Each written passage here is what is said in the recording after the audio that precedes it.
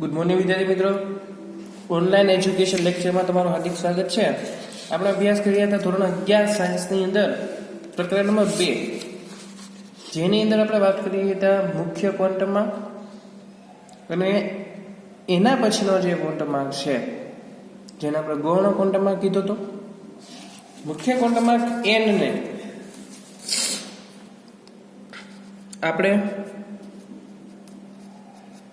કોષ તરીકે ડિફાઇન કર્યું હતું. n ઉપરથી આપણે l જેને ગૌણ ક્વોન્ટમમાં બોલીએ છીએ એનું નામ આપ્યું હતું પેટાકોષ. ઓલા જેવું છે મુખ્યમંત્રી તો ઉપમુખ્યમંત્રી. n ઉપરથી શું મળે? l મળે. તો આપણે જોઈ ગયા હતા ને કે એની ઉપરથી l મળે છે. કઈ રીતે? તો n બરાબર 1 લ્યો તો પેટાકોષની સંખ્યા કેટલી મળશે? 1, તો કે 1s. જ્યારે n બરાબર 2 લ્યો છો તો પેટાકોષની સંખ્યા કેટલી મળે? તો કે 2, એક તો 2s and 2p. જ્યારે n બરાબર 3 હોય છે ત્યારે 3 પેટાકોષ મળે છે, 3s 3p and 3d.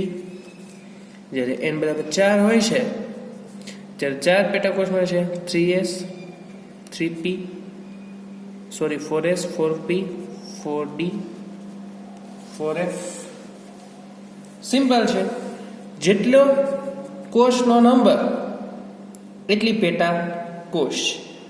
કોષનો number 1 એટલે કક્ષાનો નંબર 1 તો એની પેટા કોષ કેટલી? કે 1. કક્ષાનો નંબર 2 એટલે કે કોષનો નંબર 2 તો પેટા કોષ પણ કેટલી? 2. કોષનો નંબર 3 તો પેટા કોષ પણ કેટલી? 3.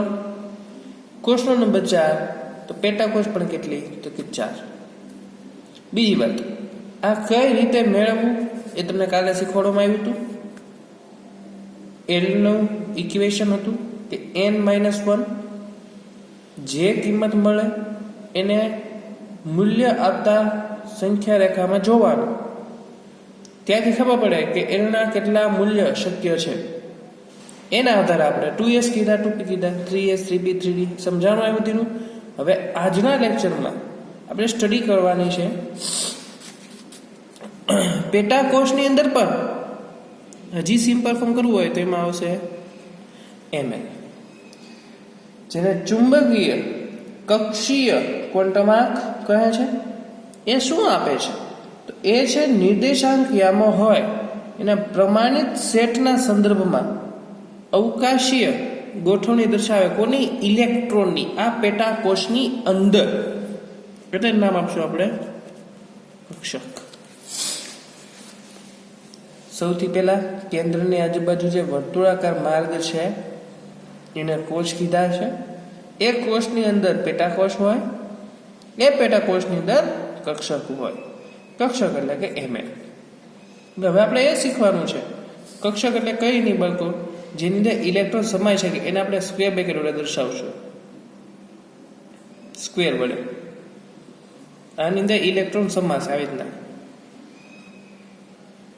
રાઈટ. તો હવે આપણે એ શીખવાનું છે કે જ્યારે n બરાબર 1 હોય એના પેટાકોષની સંખ્યા 1s હોય તો એની અંદર કેટલી કક્ષક શક્ય બને. એટલે આવા કેટલી કક્ષકો બને એ વસ્તુ આપણે ચર્ચા કરવાની છે. તો એની માટે સૌથી પહેલા તમારી પાસે એક ઇક્વેશન છે એમએલનું, જે હું દર્શાવું છું. એલના મૂલ્ય પરથી નક્કી થશે. તો હું એમ કહીશ પેલા એમએલની ઓલી શ્રેણી દર્શાવી દઉં. શ્રેણી કંઈક આવી છે -l -l -1 -l -2 0 1 up to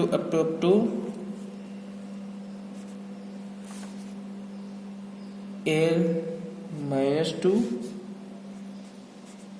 l -1. આ સિરીઝ છે બાળકો ml ની. કેમ ઓલામાં એલ બરાબર 0 1 2 3 અપ ટુ n-1 સુધી હતું. એમાં ml ની સિરીઝ છે. આ શેની માટે છે કે એલ હોય પેટાકોષ હોય તો એમાં કેટલી કક્ષાઓ પોસિબલ બને, સોરી કક્ષકો પોસિબલ બને એની વિશે ચર્ચા કરવાની છે. તો અહીંયા જતા પહેલા તમને પહેલા બી મેં કીધું કે ml છે કોના પરથી નક્કી થશે, એલ ઉપરથી, રાઈટ? એટલે એનું ઇક્વેશન કંઈક આવું છે.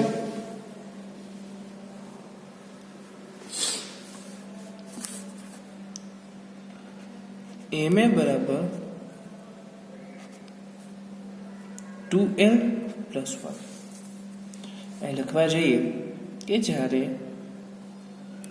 n બરાબર 1 હતું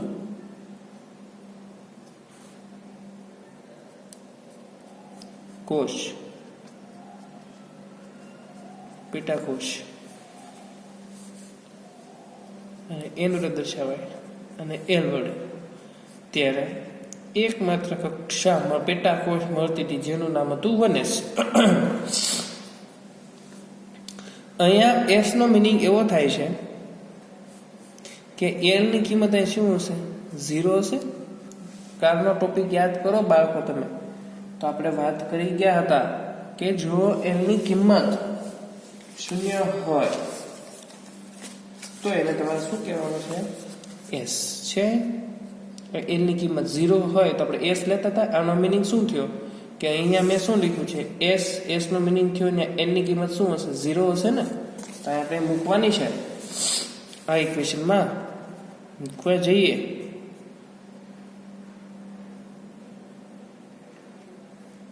શું આવ્યું, 0 + 1. એનો મિનિંગ શું થયો બાળકો, 2 × 0 એટલે 0, એટલે જવાબ કેટલો આવ્યો, 1. એનો મિનિંગ શું થયો બાળકો કે કક્ષકની સંખ્યા કેટલી મળશે, 1. એટલે આવું એક ચોરસ અસ્તિત્વ ધરાવતો હશે. સમજાય છે બાળકો? બહુ સરળ કરેલું છે. તો તમને થશે કે સર આનો યુઝ શું હશે, તો આના ઉપરથી શક્ય મૂલ્યો આપે. શક્ય મૂલ્ય એ રીતે l બરાબર મેં 0 મૂક્યા તો આમાં l બરાબર 0 મૂકીશું, રાઈટ? એ અલગ પેજમાં દર્શાવું. આમાં l બરાબર 0 મૂકું છું તો શું થશે, -0, 0 - 1. પણ એક વસ્તુ યાદ રાખવાની છે આની અંદર કે જ્યાં તમને 0 મળે ત્યાં ઊભું રહી જવાનું છે. અહીં 0 પહેલા જ મળી ગયા હતા, આપણે ઊભા રહી જઈએ તો -0 એનો મિનિંગ જવાબ તો શું આવે છે, 0 જ બોલાય ને. -0 તો હોતું જ નથી. એટલે કહેવાનો મિનિંગ એવો છે બાળકો કે જ્યારે તમે l નું કિંમત 0 લ્યો છો ત્યારે ml ના શક્ય મૂલ્યો કેટલા મળે છે, માત્ર 1. કે 0 એટલે 1 વેલ્યુ મળી ને. સમજાણું? એટલે આના પરથી ખબર પડે કે આની અંદર કેટલી કક્ષકો છે, 1. એટલે તમે કહી શકો કે જ્યાં s આવશે ત્યાં એક જ કક્ષક બને, એટલે તમને આવું એક જ ચોરસ બને. સમજાણું? ચોરસ દર્શાવ્યા કક્ષક દર્શાવ્યા, અને શું દર્શાવાય, કક્ષક કહેવાય, જેમાં ઇલેક્ટ્રોન શું થવાના છે, ઉમેરાવાના છે. તમને સમજાણું બાળકો? એનો સમજાણું ટપો પડ્યો આ સુધીનો. આગળ ચર્ચા કરીએ. હવે એમ કહીએ આપણે કે ભાઈ n બરાબર 2 લઈએ. યાદ કરો, કોષની સંખ્યા બરાબર 2 હોય તો પેટાકોષ કેટલી મળે બાળકો, 2s ઉપરાંત 2p. તો અહીંયા s એટલે l નું મૂલ્ય 0, અહીંયા p એટલે l નું મૂલ્ય 1. એવું યાદ છે ને આપણને? તો અહીંયા કેટલી કક્ષા પોસિબલ બનશે, 2s and 2p માં. તો હમણાં ચર્ચા કર્યા s હોય તેની અંદર કક્ષક કેટલી હશે, એક જ આવવાની ને. કેમ? કારણ કે તમે s નું મૂલ્ય તો કેટલું મૂકશો, અહીં 0 મૂકશો ને. તો s આવશે ને કેટલી કક્ષક આવશે, એક જ આવશે. પણ p મૂકીએ તો શું થશે, તો ml બરાબર 2l + 1.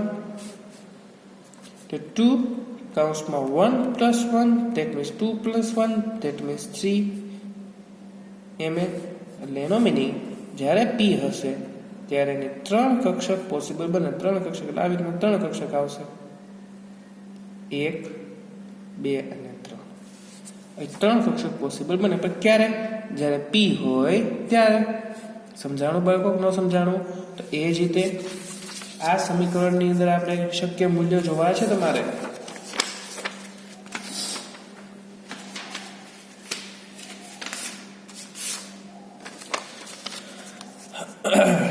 તો મુખ્ય વેલ્યુ p માટે જોઈએ છે કેટલી કિંમત શક્ય બને મૂલ્યો કેટલા શક્ય બને જ્યારે p હોય ત્યારે તો p ક્યારે હોય જ્યારે l બરાબર 1 હોય ત્યારે 1 મૂકીએ l બરાબર તો -1 મેં કીધું ક્યાં સુધી જવાનું 0 મળે ત્યાં સુધી જવાનું અહીં શું મૂક્યું માઇનસ કાઉન્સમાં 1 - 1 ધેટ મીન્સ 0 મળી ગયું બાળકો જો અહીંયા શું મળ્યું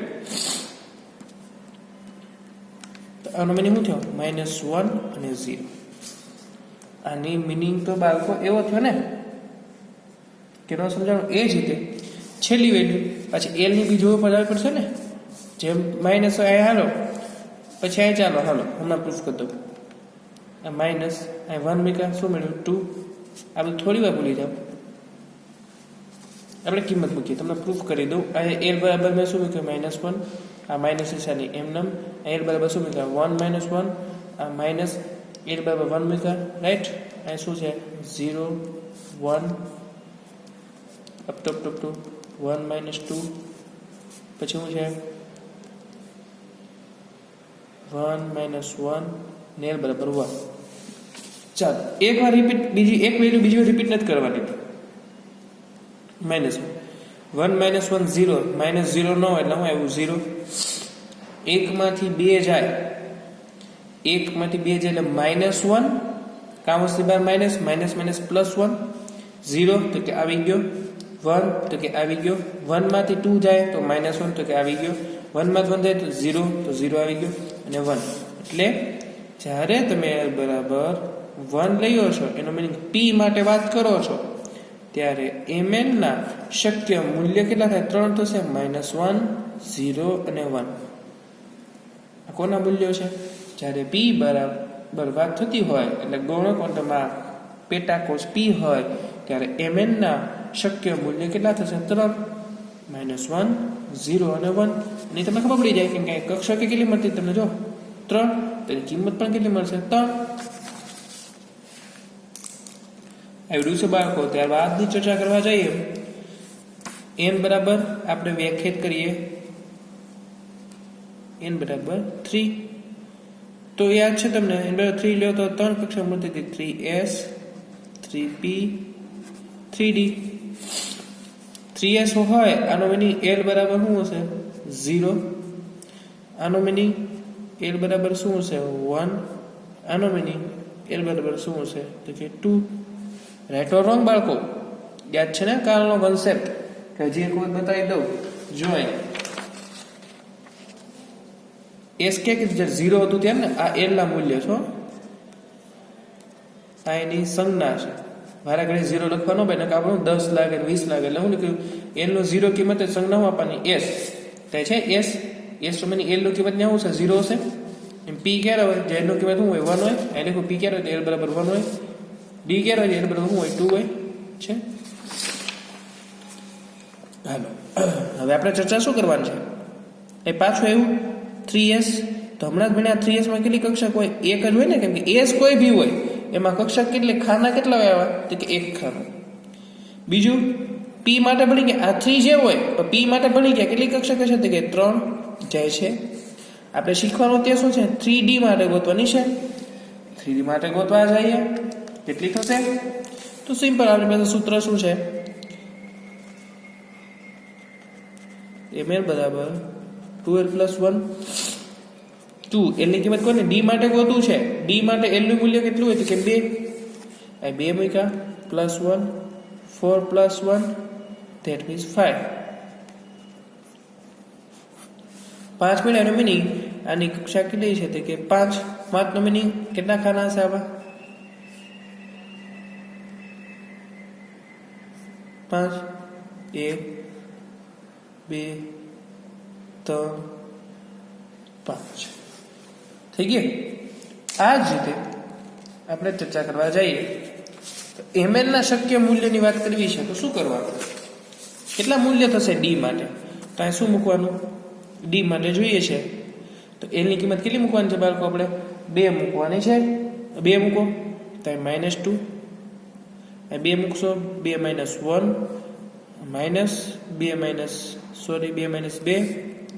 પછી અહીં કેટલા આવશે 0, અહીં કેટલા આવશે 1 અપ ટુ